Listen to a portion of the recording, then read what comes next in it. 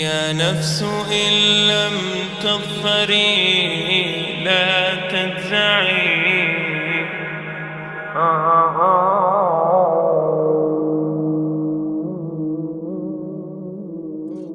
All the praise is for Allah, who is the author of all existence and the most generous to his creation, while he is also the all-compelling.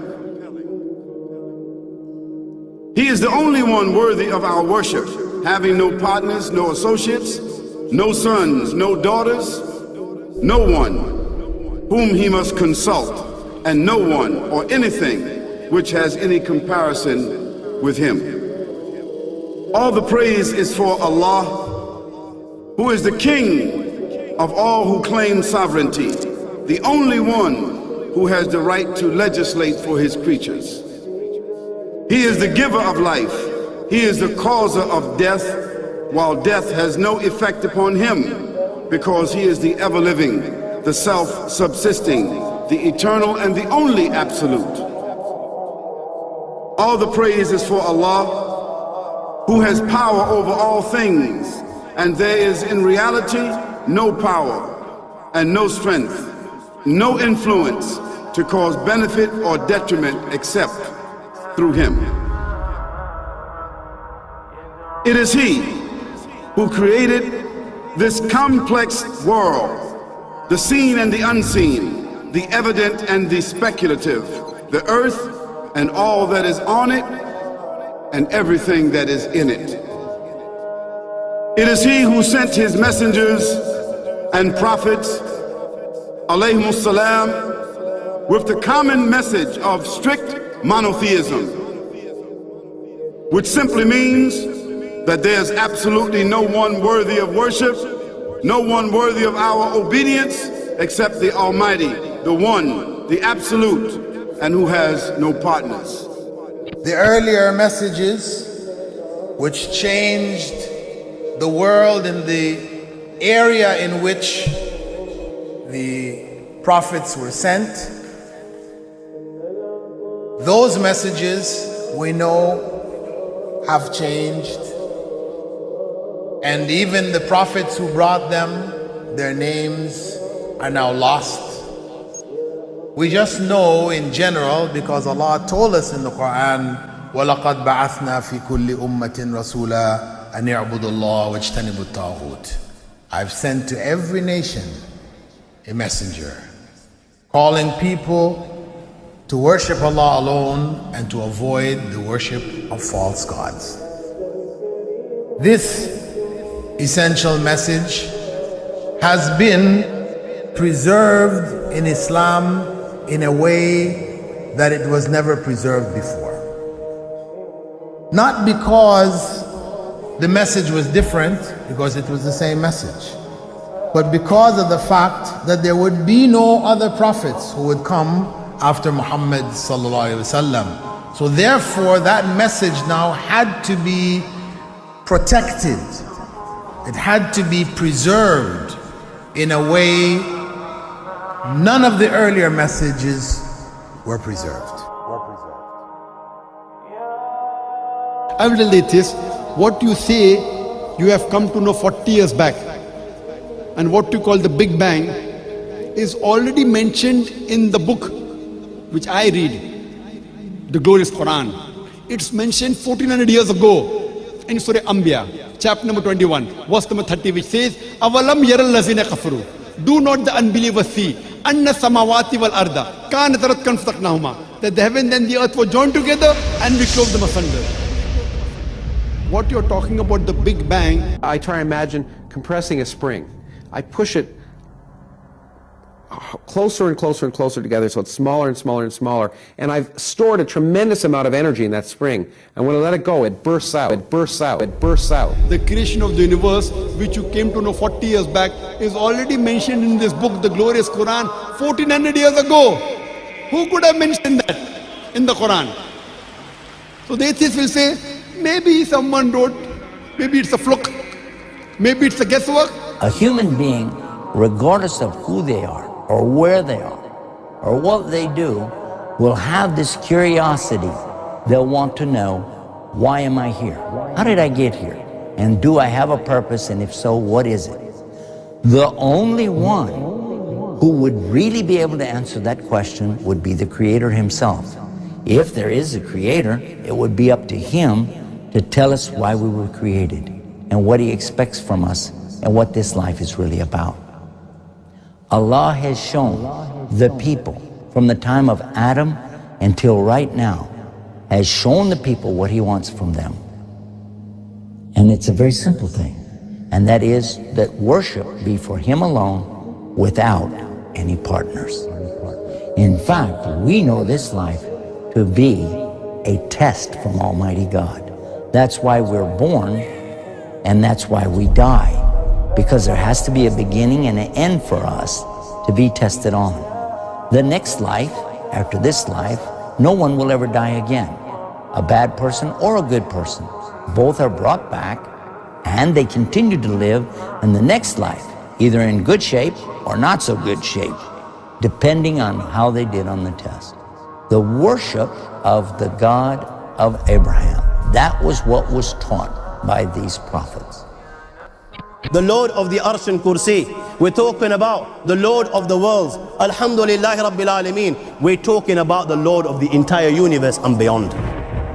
The entire universe and beyond. You know, we live in this dunya and we are fascinated with this dunya which Allah subhanahu wa ta'ala indeed has created in a beautiful manner. We're fascinated. There are over billions of people which live on this dunya at this moment in time. Over 6 billion people that live on the dunya at this moment in time. This dunya of Allah subhanahu wa ta'ala is so big that there is space in this dunya for billions and billions and billions or more people.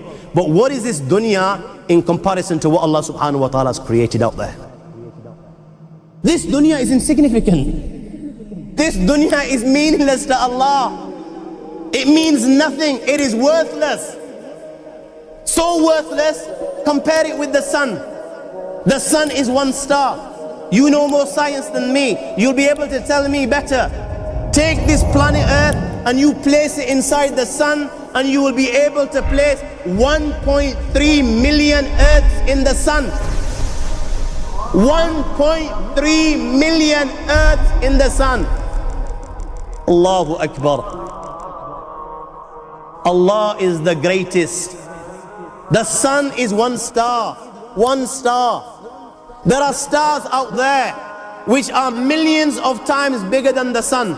You tell me this, that you need millions and millions of stars to make one galaxy. And then you tell me this, that there are zillions of galaxies out there. Let me tell you on top of this, my friend, after this, whatever you see above, when you raise your head and you look above, whatever you see above, the zillions and zillions and zillions of galaxies, let me tell you, this is everything there is within the first heaven. Everything there is within the first heaven, and Allah is the creator of 7 heavens. 7 heavens. And the distance between the first heaven and the second heaven is 500 years. You know, the distance that can be covered in 500 years, at what speed? Only Allah knows. Only Allah knows. But it will take 500 years to get from the first heaven to the second heaven. 500 years from the second to the third, third to the fourth, fourth to the fifth, fifth to the sixth, sixth to the seventh. Every time it will take 500 years. After the 7 heavens,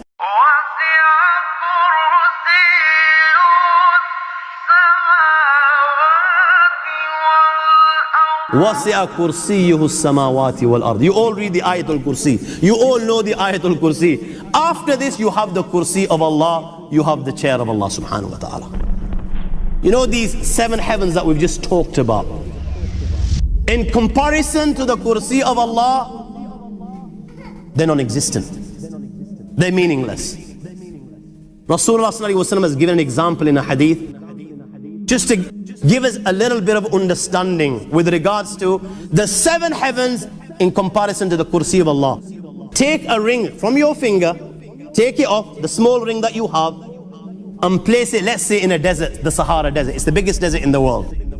You know that ring that we take off from our fingers and place it in the Sahara Desert? What comparison is in between the ring and the Sahara Desert? Nothing. Nothing. The 7 heavens is the ring, and the Kursi of Allah is the Sahara Desert. After the Kursi of Allah, you have the Arsh of Allah. وَكَانَ أَرْشُهُ عَلَى الْمَاءِ. You have the Arsh of Allah. Again, Rasulullah has explained, so just so that we can understand. Take the ring, place it in the desert. This time, the ring is the Kursi and the Arsh is the desert. What is the Kursi in comparison to the Arsh of Allah? Nothing. Then you have angels which carry the Arsh of Allah. Their heads are in the 7th heaven and their feet are in the lowest earth. My friends, then you have the Lord of the Arsh al-Kursi. لا تدركه الأبصار ويدرك الأبصار وهو اللطيف الخبير. He is beyond the size of Allah, who Allah is, what Allah is. The greatness of Allah is beyond the comprehension of my little mind. This is the being that you and I are messing with.